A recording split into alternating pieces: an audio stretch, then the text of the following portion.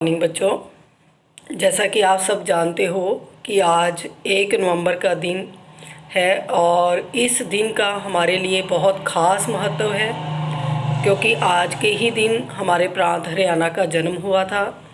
हरियाणा दिवस पर आप सब बच्चों को और परिवार को प्रिंसिपल मैम और स्टाफ की तरफ से हार्दिक शुभकामनाएं।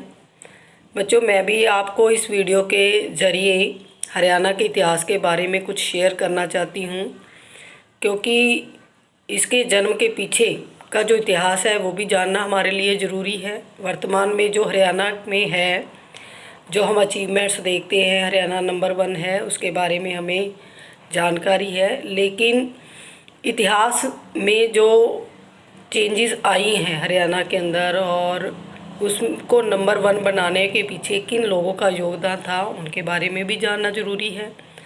तो हरियाणा एक राज्य बनने से पहले छोटी छोटी रियासतों में बटा हुआ था और देश के अंदर जब 1857 का विद्रोह होता है, जो प्रथम स्वतंत्रता संग्राम के नाम से जाना जाता है, उसमें हरियाणा के लोगों ने बढ़ चढ़कर भाग लिया था। तो ब्रिटिश हुकूमत ने इस एरिया को पंजाब सूबे के साथ मिला दिया। जो वर्तमान में 3 स्टेट्स हम देखते हैं, हिमाचल, पंजाब, हरियाणा, ब्रिटिश टाइम ये एक एरिया होता था और देश की आज़ादी तक पंजाब का हिस्सा था हरियाणा। जैसे ही 1947 में देश को आज़ादी मिली तो यहाँ के लोगों को ये एहसास हुआ कि हमें एक अलग पहचान मिलनी चाहिए। तो 1948 में फ़र्स्ट टाइम मास्टर ताराचंद जी ने एक अलग राज्य की मांग रखी थी और लोगों को भी ये इच्छाएं जाग गई और उम्मीद जाग गई कि जो सेंट्रल गवर्नमेंट है वो उनको एक अलग पहचान देगी। तो लोगों की मांगें शुरू हो गई। उस वक्त पंजाब में भीमसेन सच्चर जी सीएम की पोस्ट पर थे। उन्होंने लोगों के विचारों को सुना और उन्होंने आइडिया दिया। जो हिंदी स्पीकिंग एरिया था, जिसे हम आज हरियाणा वाला एरिया कहते हैं, यहाँ बहुत सारी जो है बोलियाँ और भाषाएं बोली जाती हैं, लेकिन उस वक्त इसे हिंदी स्पीकिंग एरिया बोला जाता था और पंजाब वाले साइड को पंजाबी स्पीकिंग एरिया। तो मास्टर ताराचंद जी ने एक आइडिया दिया कि जो तहसीलें हैं, रोहतक, गुड़गांव, करनाल, जगाधरी, नारायणगढ़, इस सब एरिया को एक अलग राज्य का दर्जा दे दिया जाए और एक अलग हरियाणा राज्य बनाया जाए। लेकिन उनकी इस विचारधारा को और लोगों की जो डिमांड थी, क्योंकि अभी स्टार्ट हुई थी डिमांड्स, तो उनको इतना गौर नहीं किया गया, उनकी बात मानी नहीं।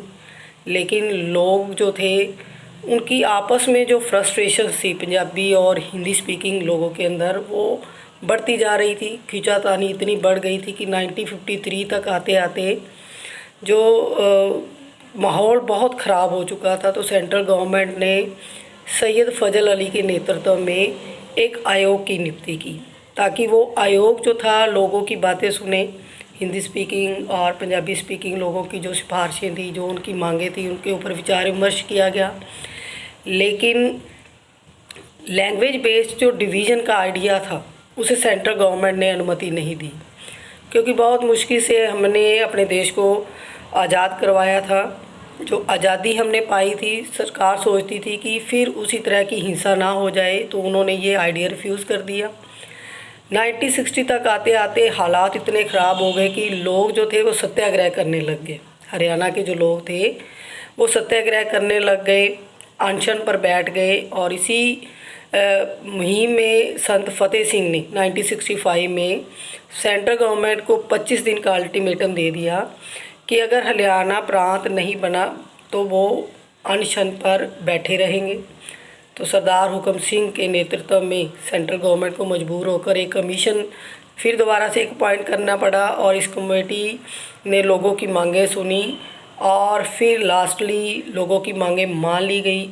जेसी शाह की अध्यक्षता में एक टीम बनाई गई ताकि वो बाउंड्री को डिसाइड करे और इस तरीके से जो नई सीमाएं बनी, जिसमें महेंद्रगढ़, रोहतक, करनाल, जींद, अम्बाला, ये 7 जो पहले तहसीलें थी उनको राज्य में कन्वर्ट कर दिया गया और इस एरिया को हरियाणा का नाम दे दिया। तो इस तरीके से बेटा 1 नवंबर 1966 को हरियाणा पंजाब से अलग हो गया और हरियाणा को एक नई पहचान मिली। इसीलिए हम 1 नवंबर को हर साल हरियाणा दिवस के रूप में मनाते हैं।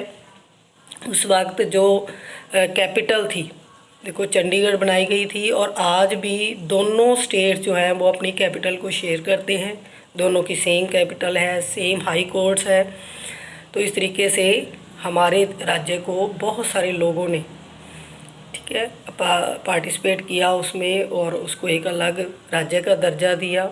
और तब से लेकर अब तक हमारा हरियाणा जो है एक, अगर हम ज्योग्राफिकल व्यू से देखें तो ये एक बिल्कुल शुष्क और वीरान एरिया था, जिसे हमारी मौजूदा सरकारों ने एग्रीकल्चरल लैंड में कन्वर्ट कर दिया, इसकी ज़मीन को उपजाऊ बना दिया। आज हरियाणा नंबर 1 है।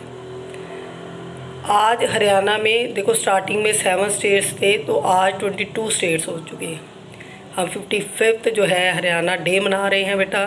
तो हमें बहुत प्राउड है अपने हरियाणा के ऊपर।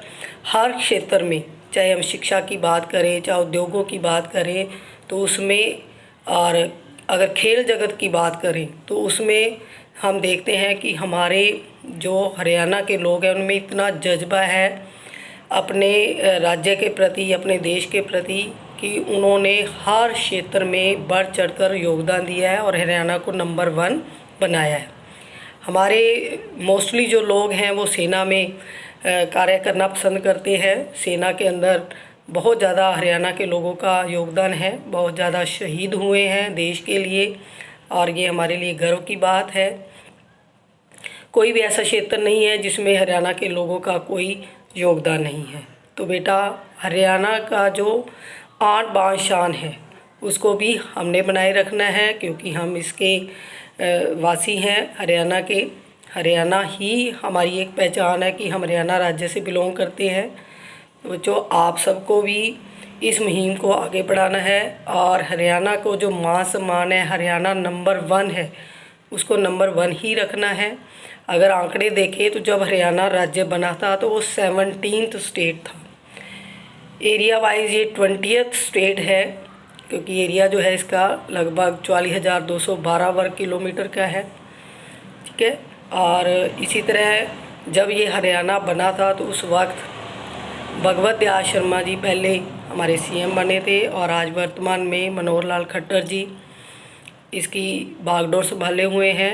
लगभग 2 प्लान हो गए हैं भाजपा सरकार को, और बहुत अच्छे से ये पार्टी जो है राज्य का नेतृत्व कर रही है।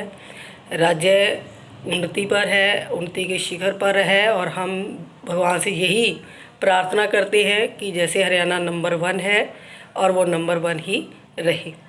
सो एक बार फिर हरियाणा दिवस पर आप सबको हार्दिक शुभकामनाएं। Thank you.